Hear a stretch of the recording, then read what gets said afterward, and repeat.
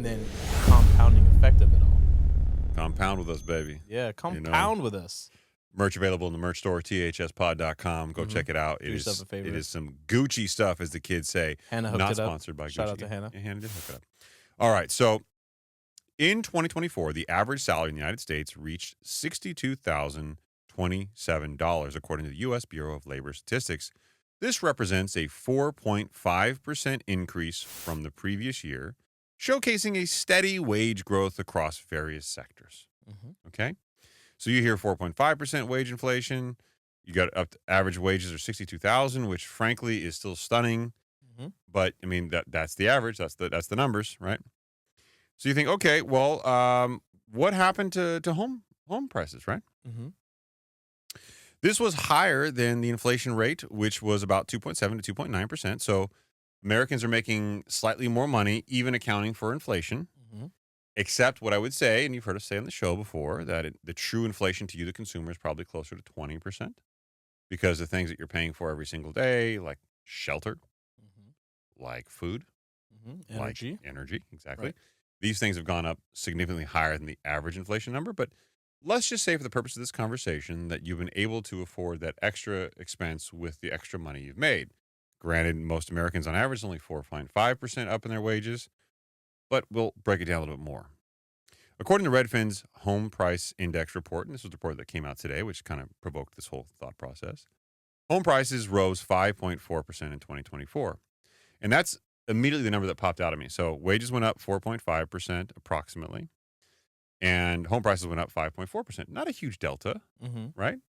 Now, the average home price year over year, going back to 1970 till now, went up about 4.2% a year. That's average. Okay. So this was still better than an average year historically. Okay. That accounts for all years, including recessionary economies and whatnot.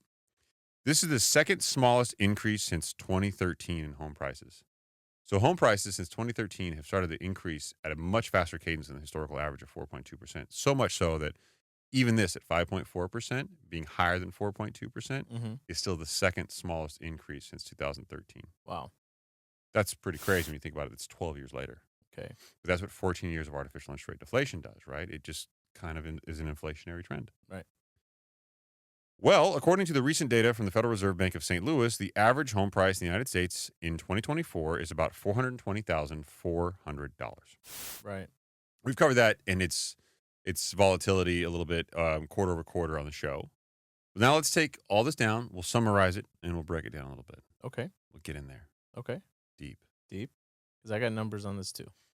Oh, you did some homework tonight? I did do some homework tonight. That's so weird. So if you, just to piggyback off this to probably drive your point home even further, it's gone up 5% over the last 12 months, right? Let's just call it 5%, right? Yeah. Over the last 5 years, it's gone up 44%. Which is, dude, in 2 of those years, it went up like 45%. Yes. So think about that. Yeah. 5 years ago, the median price of a home was just shy of $300,000. Now we're well above $420,000, right? Yeah. So you can look at just the past 12 months, but the whole picture here, you have to date it back to see really what's going on. So this really scares me, and I'll get back to this in a minute. Let me take a little bit of a detour, okay? Let's step off the road and take a nice little view of the veranda. Yeah. Okay? I have looked at data on this show with you for years now. We could say that. We can say that. Years. We are tenured. Seasoned. We are tenured. Yeah. Am I tenured here? Am I good? Am I ever? I mean, I can't fire you. I've tried. Yeah. I mean, who's going to turn the lights on? Right. You know? I was going to turn the cameras on. Yeah. So I have looked at data for the last several years with you, and we've gone over it quarter after quarter, week after week, putting out really 52 shows a year. You know, hundreds of shows now. 266 this particular episode. We got to do something special for the 300. Have to. Yeah. And I can tell you there's some alarming trends that I think nobody really thought about decades ago that are starting to really become prevalent now. Like what? Well, I'm glad you asked. So at some point in American history, we decided that we were smarter than the rest of the world. Okay? And I don't know the full political context as to why, but we decided we were going to try to control the rest of the world with our currency, We were going to take these menial, low-paying jobs, and we were going to offshore them to China, let them take care of it. And we almost wrote China off as like, oh, let them handle it. They're low-cost wages. It's a third-world country, whatever. Like, we had this arrogance about us as Americans. Well, they gladly took manufacturing from us, and it became quickly a country that exported a lot to the United States. And we thought Americans were going to get smart and get more complex, cerebral jobs. Go to school, do math, do reading. Instead, what happened? Didn't happen. The American dream didn't happen. And then you compound this with some of the tax implications that we've put in place. And there's a popular comedian who did like a real short skit on this. But I don't think I've talked about this in the show. I've written, for the most part, a book. And it covers this along with kind of the deception of what corporate America is versus what I shouldn't say this. Corporate America is fine. There's nothing wrong with it. But you need to understand how we got to this variant of corporate America from when the United States put together the educational system, the things that you've been ingratiated to believe as just default inherent truths are not necessarily inherent truths. Mm-hmm.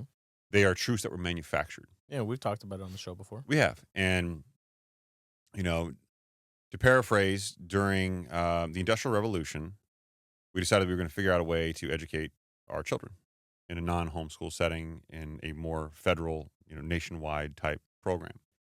And in doing so, we went to the largest families in the country who happened to be in the Industrial Revolution, the owners of some of the largest companies in the country. Right, who were going to employ all these people. The Vanderbilts, the Rothschilds. And we said to them, what do you need from your employees? What do you need from American workers that work largely for you in your companies? Now, you don't think that their intention was to get us all wealthy and rich, right? No. They wanted us to be good employees who were dedicated, who spent years there because they didn't have to retrain somebody, rehire somebody. They didn't want a lot of people coming and going and leaving the company. They didn't want those turnover. They wanted somebody who was disciplined. The bell rings, you raise your hand, ask questions. So that entire framework, which was in place in their defense long before that, but it was weaponized against us to believe that if you did certain things as an American, you were guaranteed success. And for a long time, that was true. If you worked a job and you worked your way up and you got a you got a graduate degree or post, bachelor's degree, you were guaranteed to move up in your company with time and tenure, and you could afford to keep up with the Joneses next door. You could buy an Oldsmobile or a Cadillac. You could have a home. You could stay in that home for long enough, build some equity, buy a bigger home. And that's when the American dream was being sold. And that's how it was being sold. And it was these neighborhoods where they were all cookie cutter and very similar. Look at photos of old school America. And despite the race and ethnicity challenges there, look at the homes. They were all the same. Mm-hmm. Cars were all the same. Everybody had effectively the same jobs. I mean, the same, aesthetic to the jobs. One person got a color TV. Ooh, my God, color TV. Mm-hmm. Oh, you must be balling. But there wasn't, like, everybody kept to their classes, and you really didn't know what was going on in the wealthy class. And you really didn't see the lower class that often. You just saw your neighborhood. Mm-hmm. And that, when you think about it in context, like, that's not a big deal. Like, you had upper class, you had middle class, you had lower class. No big deal. We're not a caste-based system. We're not like India, where it's effectively, at the time, where it was effectively like you're royalty or you're poor. Mm-hmm. And there's lots of countries around the world just like that. But we thought we were superior. And over time, we thought we could control other countries with the U.S. dollar. Well, that didn't really materialize. U.S. students didn't get more and more complex and sophisticated jobs. Manual, physical labor jobs, trade jobs are still actually, they're probably more in demand now than ever before. And Americans weren't superior. And now we're trying to get manufacturing back here because we sent it offshore. The dollar is not as strong as it once was relative to some other currencies. And some of these other countries have done a very good job of keeping up. And they're not being controlled by us. Nor do they fear.